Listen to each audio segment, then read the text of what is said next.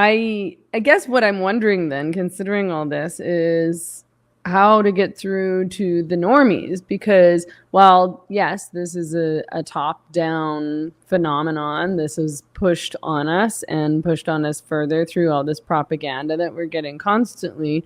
It's the normies who are towing the line. The people protesting us when we speak, those are, just regular, albeit sometimes crazy, community members.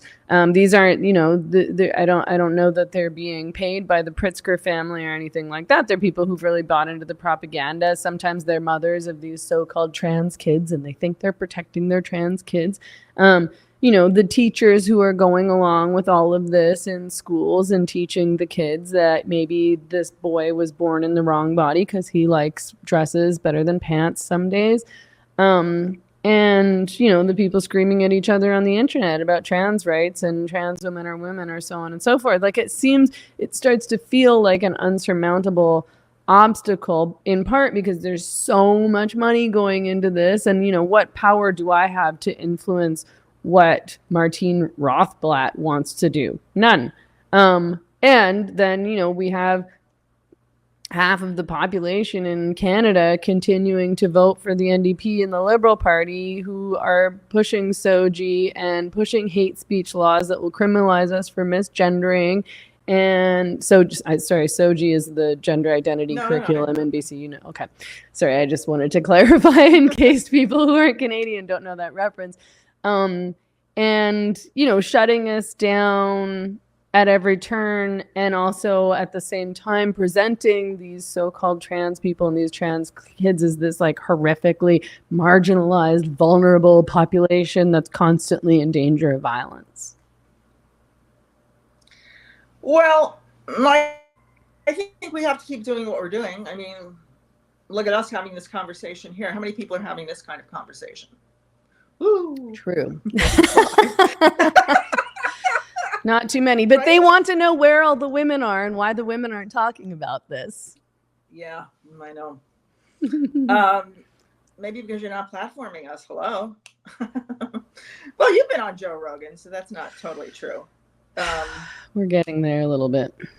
We're getting there, and I think we need to get a lot more honest and a lot more assertive with the facts, like what's really going on here. I think, people don't want to know what's really going on. They want to stay in their little bubble about what they're fighting. I'm a parent, I'm fighting for my child's rights. This is all I really want to know about, and I want to get through to the school, right?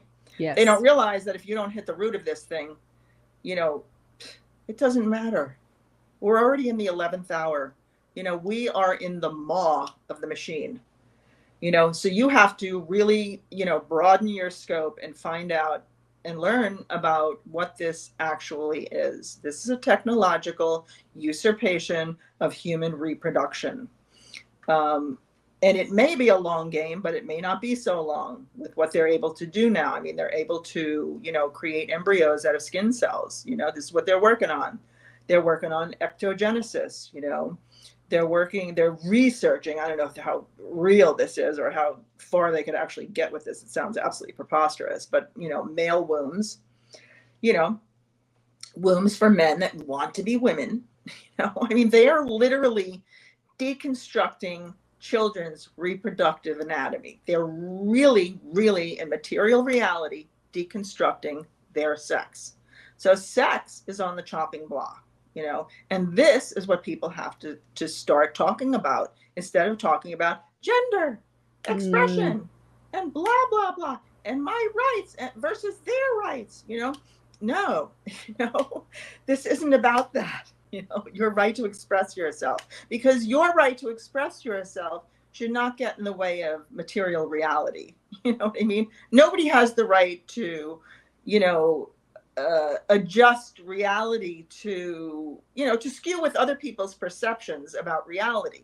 Like, for instance, children are, looking at grown men dressed in women's, sometimes their underwear in public, and they're wearing synthetic forms of women's biology, calling themselves women, And so this child now has to process that through their instincts, you know, and the way that a child grows and learns how to become independent and protect themselves is to be able to trust their instincts. And so you're totally skewing that reality, plus skewing the reality of men and women to be able to know whether they're with the opposite sex or not. Yeah. You know what I'm saying? Yeah. I mean, a lot of men have taken, you know, men to bed thinking they're women because some of them pass. And then they get into bed and it's like, holy crap, you know? And then the man is murdered. And it becomes this like, oh, trans murder. You know, it's like, no, it's not trans murder. You're a man. You got into bed with another man. You didn't tell him that. And, he's you know, gonna be to mad. that. So, sorry. Yeah. Well, and yeah, it's teaching us not to trust our gut instinct. It's teaching us not to trust our nature, which is really dangerous in a wide variety of ways. But yeah, that it makes us second guess ourselves. So what do we know? Do we know what a woman is? Do we know what a man is? Do we know what anything is? What's reality? I guess it could be anything at all.